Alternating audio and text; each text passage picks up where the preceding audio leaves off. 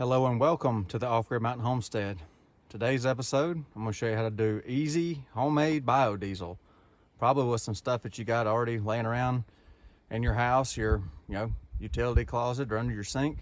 So what you're going to need, you can see here in front of us, we have a 2-liter bottle. We have some Heat brand fuel line antifreeze, a measuring cup, a crystal lye drain opener, a measuring spoon, a funnel, a filter bag, and some used vegetable oil. So that's all you'll need to create your own biodiesel at home.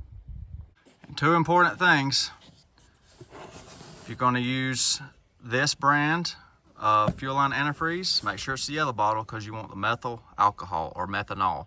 Now if you got pure methanol, you can use that too. And another important consideration for your lye, you want 100% sodium hydroxide. Some brands have additives and fillers in it. You don't want that. You want 100% sodium hydroxide.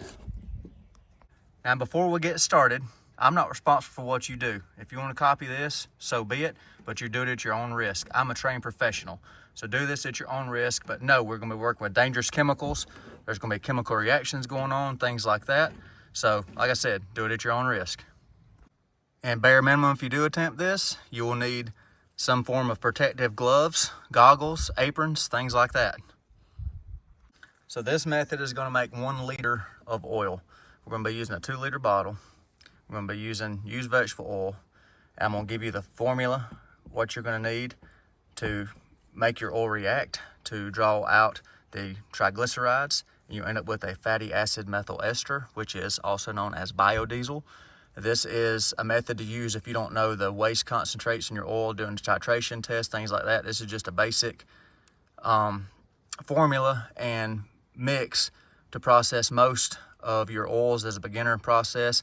And once you learn how to do it and learn how to titrate, which I'll cover all that eventually, you will be able to use less methanol and less lye once you figure out how the reactions work and how to do this.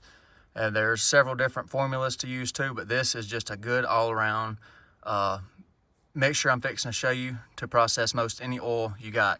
So first you're going to have to filter your oil if it's dirty, and you can use a filter bag like this, a sock, micron filters. I mean, there's more filtration options you can shake a stick at, but this is just a honey filter.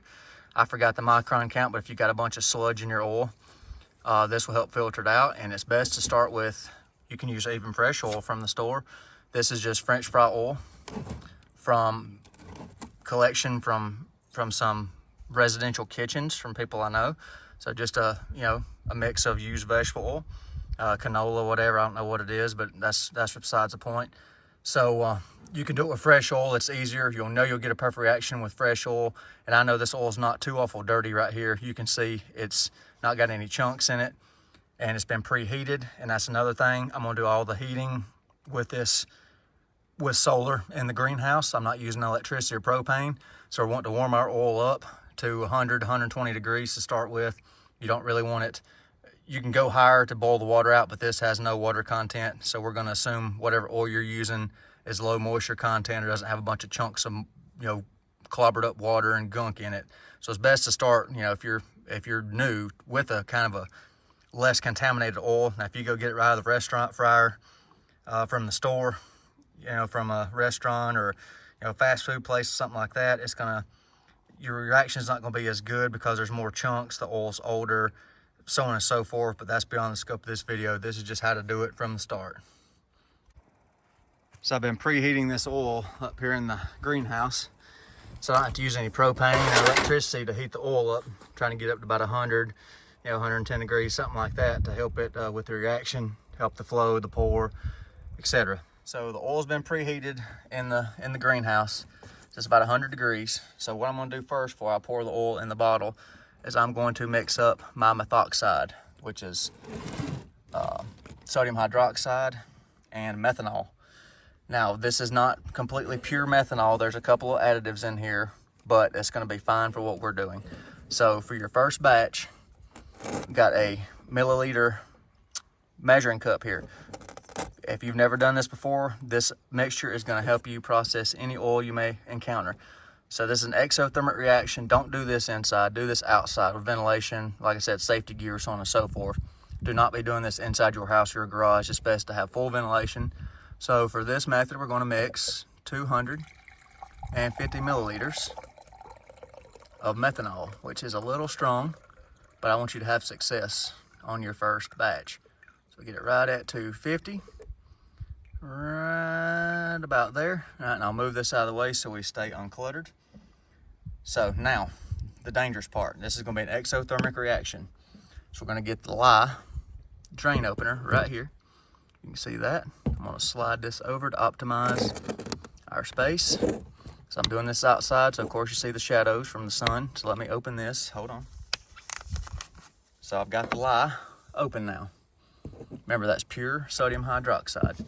So for your first batch, your tester batch, we're going to have 250 milliliters of methanol. We're going to get 1 level teaspoon of lye. So that's pretty simple. Let me get a level teaspoon. Hold on again. 1 level teaspoon of lye. Pour it into your methanol. Stay back from it. And use a plastic or inert device to stir it with. Let me slide this out where you can see it better. This is going to give off some heat. So it's going to get a little warm, so use a glass measuring cup that's heavy duty. And this is going to take a while, so I'm mixing this first. You see the sodium hydroxide crystals in there, so stir it, stir it, stir it. It's going to take a little while. There's automated methods for this once you graduate out of the beginner class, but just sit here and stir, and all them lye crystals or sodium hydroxide crystals will eventually dissolve, and it's going to give off a little heat. And this is probably the most dangerous part of the whole thing. So keep yourself way back from this and just stir and stir and stir. So I'm going to continue to stir, and when I get it all the way dissolved, I'll come back. So it took about 2 minutes, and the warmer it is outside, the faster all this goes. That's why I've not brought you this video sooner. I've actually got some warm outdoor temps today, so it makes everything react a little quicker. So there is the finished methanol and sodium hydroxide. Some people call it methoxide, some call it sodium methoxide, but you know, that's what it is. It's methanol and sodium hydroxide. That's what we're going to use to react. So now, since we got this mixed up, I'm just going to move it over here to the side. Put it right there, because we'll need that in just a second. So now I got a 2 liter bottle right here with the funnel in the top. And 1 liter on this bottle is close to this line right here. So right here is a liter. And the 2 liter line is about right here. Is how they come filled. So this is roughly a liter, that's roughly a liter. For a beginner batch or a test batch, that's all we need to know. Use 1 liter of oil, pre-warmed at least to 100 degrees, but not over about 140, 150, because we're dealing with a plastic bottle. If you got a full-fledged reactor, things are different, but we don't. And I'm not filtering this oil because it's already settled and the chunks are in the bottom. So I'm going to fill this up. Oop, spilt some. Clean up on aisle 3. You'll have that, and that's why I do this outside, and that's why I've got this cardboard set up so I don't spill it on my table. Just in case any spillage, it's real easy to get it up. So keep pouring it in there. A little bit more. I'll go just a smidge above the line that I showed you a second ago, because I know that this is going to react regardless. I've done it so much. Right about there. You're going to measure it out. You're going to measure out exactly 1 liter. So there's that. Now the fun part. Get this oil off away from here. So now let me get the camera adjusted a little bit right here. So hold on just a second. So here we go with our reaction. We have our vegetable oil in there, and we have our sodium methoxide, or methoxide, whatever you want to call it, right here. So slowly pour that down in there, because this is another exothermic reaction. So we'll get that in there very slowly. This is the dangerous part right here as well.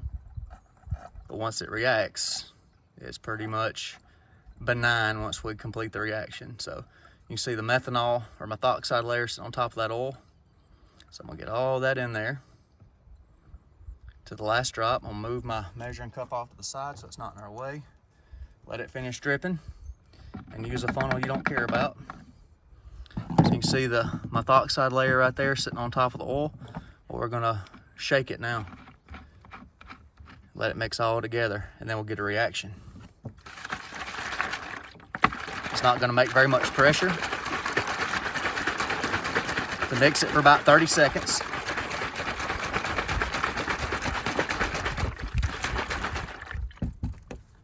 And then, of course, take your cap back off, and then we'll let that sit. The reaction is going to depend on how many triglycerides in the oil temperature, but the oil's pretty hot, so I'm going to leave it sitting here for a little bit, and then when it starts separating out, I'll be back with you. All right, it's been about 5 minutes. You can see the oil's already changing in color. So the glycerin layer is separating out of that vegetable oil, so it's going to pull all that out. It's reacting, so that's good. That's pretty quick. That's a lot quicker than I'd have thought it had been with the outdoor temperatures we're having. So it's been roughly an hour, so I wanted to show you. If you can see the line starting at the top, it's hard to see, but you see the clear line forming right here. It's a little lighter shade. Then you have darker, so this is reacted right here and it's working its way through. And then get down here to the bottom. I'll show you this right here. See this layer of gunk down here? That's our glycerin settling out. That's what we want. So this reaction is going as planned. I said it'll take 24 to 48 hours depending on temperatures. The colder it is, the longer it take up to a week if it's cold. But you can see we're already getting our separation layers. So now let me show you a reaction that's completed. So let me show you a mostly completed batch on the right. This is the one we worked on today. See that? See the glycerin layer in the bottom getting thicker. This one's already been washed. I washed this in a bottle to show you. We gotta wash the biodiesel before we can use it.